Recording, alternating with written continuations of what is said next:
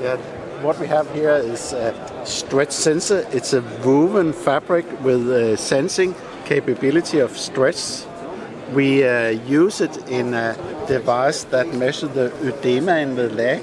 It's expansion of the leg volume due to liquid fluid. It's an early warning on heart failure. You also know it when you are flying. You will have a lot of water in your legs. It's a similar. And at a certain time when there's sufficient stress on the fabric, the sock here, it will send a warning to the hospital that they need to interfere. So that's a way of making. So this is a medical device. This is a medical device. Yeah, exactly. So what kind of sensor do you put in there? What sort of material? We put the sensor. Yeah. And then there's an electronic modules, which is in this version just the prototype here. We will make it much smaller, but it contains a Bluetooth module and sensing of the strain. Is it a special material that you use for making these fibers? We use constant wires, which are also used on measuring vibration in large machinery. But this is a very, very thin. It's only 50 micron thick wire, so it's very difficult to see. Maybe we can go to the car. Yeah. Okay. So what are we looking at there? This one here. Yeah. Yeah. Are you showing? This is a skin sensor. It has very thin silver threads woven up to the top of the fabric. So when you put it to the skin, you have a very good contact. It's a substitution for dry electrodes, which contains a gel. What are you showing here on the wall? What we're showing is that often, often people are not just buying our products, but they are not really sure about how the concept should look like.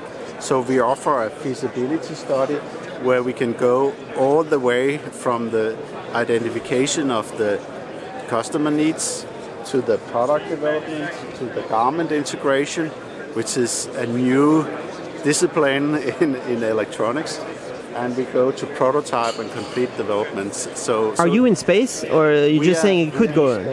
This sock is a device that measures the astronaut's muscle activity. It's use light sensors that expose the skin with light.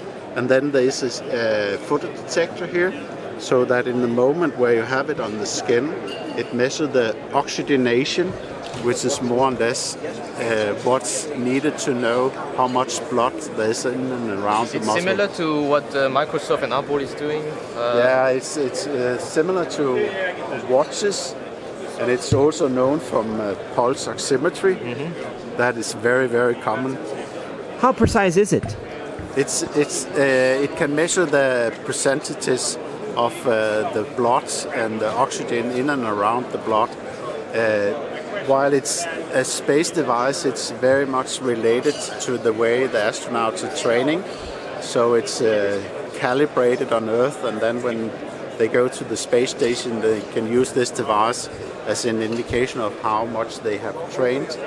If they save training, they can use that for scientific experiments instead. And you want to also be in for the safety consumer. Yeah. What's the safety about? The safety, I don't know. I don't have a product with me, the product, but we are making heat sensing, heat sensor on the shoulder and the sleeve label, so it can predict heat stress, which is a very dangerous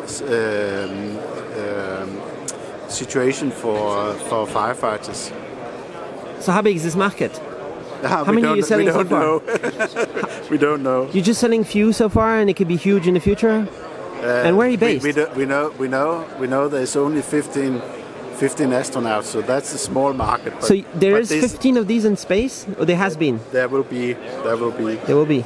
But we are doing this on contract for the European Space Agency. So it doesn't depend on how many we are selling.